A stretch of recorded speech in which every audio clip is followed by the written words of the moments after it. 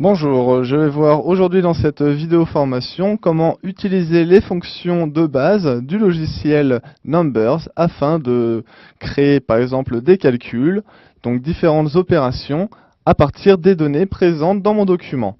Alors actuellement j'ai un document composé de différentes données, à la fois du texte, mais surtout différentes données numériques. Je vais vouloir effectuer certaines opérations à partir donc de ces données, comme par exemple calculer le total de toute cette colonne-ci.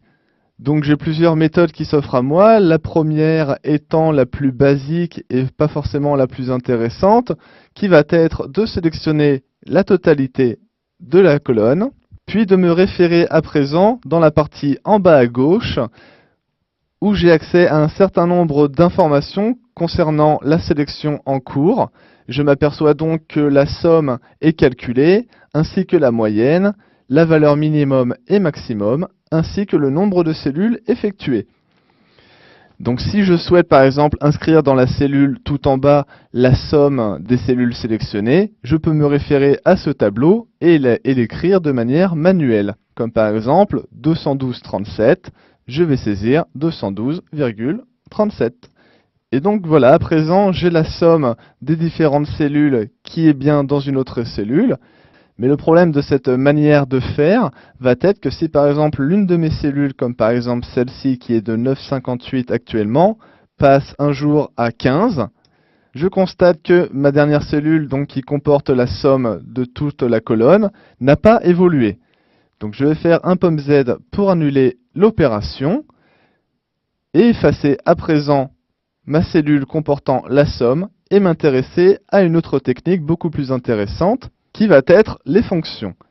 Donc de la même manière, je vais recommencer en sélectionnant toutes mes données, puis me diriger dans le menu Fonctions en haut, et à partir de là, j'ai accès donc à différentes fonctions me permettant de créer des opérations comme par exemple la somme, la moyenne, la valeur minimum maximum, ainsi que le nombre de cellules. Donc les mêmes valeurs que j'avais pu voir également en bas à gauche de l'écran.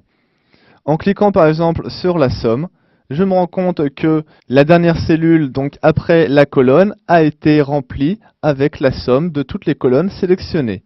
Et que cette fois-ci, si par exemple je change le 0,31 ici en 5, je constate que ma valeur a été modifiée automatiquement. À présent, si je souhaite effectuer une opération, non pas dans la cellule qui est juste en dessous, mais pouvoir choisir moi-même la cellule où sera effectuée l'opération, je vais cliquer par exemple sur une cellule à l'écart de mon tableau, retourner dans Fonctions et choisir une opération comme par exemple, voilà la valeur maximum.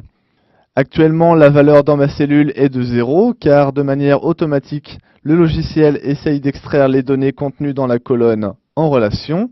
Et actuellement, donc la colonne étant vide, il n'affiche 0. Afin de modifier donc les données pour créer l'opération, il me suffit de double-cliquer dans la case. Je constate une fenêtre avec l'opération qui apparaît en détail. Je vais double-cliquer sur le champ où les cellules sélectionnées sont indiquées. Je double-clique donc dessus et j'appuie sur la touche Supprimer. À présent, si je vais chercher les données pour les sélectionner, je constate qu'un petit F, donc le F représentant les fonctions, est à côté de mon pointeur. Je vais pouvoir sélectionner donc les cases qui m'intéressent, comme par exemple celle-ci, et j'appuie sur le bouton vert afin de valider mon choix. Et à présent, donc, j'ai le calcul qui est effectué par rapport à la sélection que j'avais faite dans une cellule en dehors de mon